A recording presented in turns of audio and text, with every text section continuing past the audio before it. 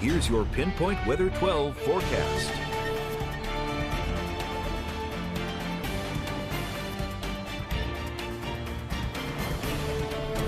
Well, certainly nice to be getting a break from the rain today, but unfortunately more on the way. Showers, thunderstorms, and downpours for parts of Wednesday, and why the flood watch has been reissued. And of course, it's no surprise we can't afford any more rain. The ground is saturated, excessive amounts, not just yesterday, but really the entire summer season. So I'm going to show you this one more time. So this is really the main concern here in the short term. I know a lot of talk, obviously, with Hurricane Lee, and we'll talk about that in just a second.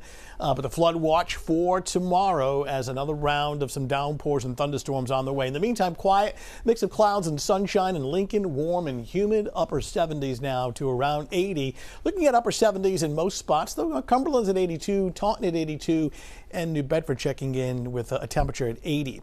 So our threat tracker is elevated for tomorrow due to the anticipation of some rain showers and thunderstorms, some heavy, some pockets of flooding. Once again, a lot of times this flooding tends to be localized. Some of these thunderstorms, maybe strong potential is there for some damaging wind. Get a breather on Thursday with not only drier air, but also lower humidity. So quiet across New England. The system that we're watching for Wednesday is right in here. This is a cold front. This will advance to the east tomorrow.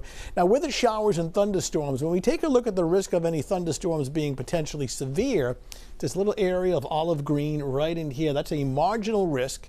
And some storms may be strong with some damaging winds. So a lot to look at for tomorrow. In the meantime, Hurricane Lee, actually two hurricanes, Margot way out on the other side of the Atlantic, not a concern.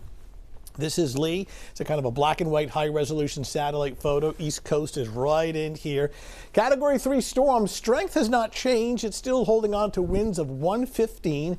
This is Bermuda. It's about 500-600 miles south of Bermuda, Florida, the Carolina coastline, and southern New England right up in here. The forecast track still anticipates a curve eventually to the north and off the New England coastline. Now, this is actually a Friday night. Here is southern New England. This is Saturday morning. Now notice that the center of the storm is actually east of Cape Cod. This cone right in here represents the cone of uncertainty. In other words, while the hurricane center feels the center of the storm will be right here, this yellow area marks the margin of error. In other words, it could be as far east as this location or as far west as near Cape Cod. So why we want to watch it very closely.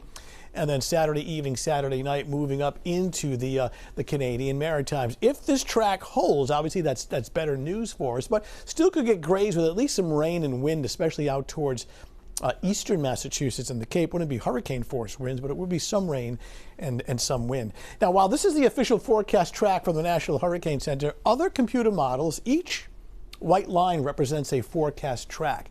And notice how they're pretty much all clustered right out here, east of New England, with only a few that bring it close to the southern New England coastline.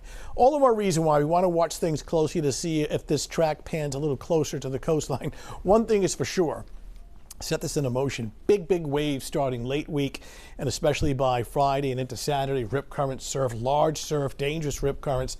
Again, a little bit for tomorrow, but more so Thursday, Friday, and Saturday. So this is something that we'll be watching towards the end of the week and the weekend, much like what we had with Hurricane Franklin. So, in fact, if anything, these waves may be a lot larger than what we had with Franklin. In the short term tomorrow, increasing clouds. You get showers and thunderstorms later in the morning and especially during the afternoon and evening. And the concern here is that there may be some localized flooding and some strong thunderstorms as well.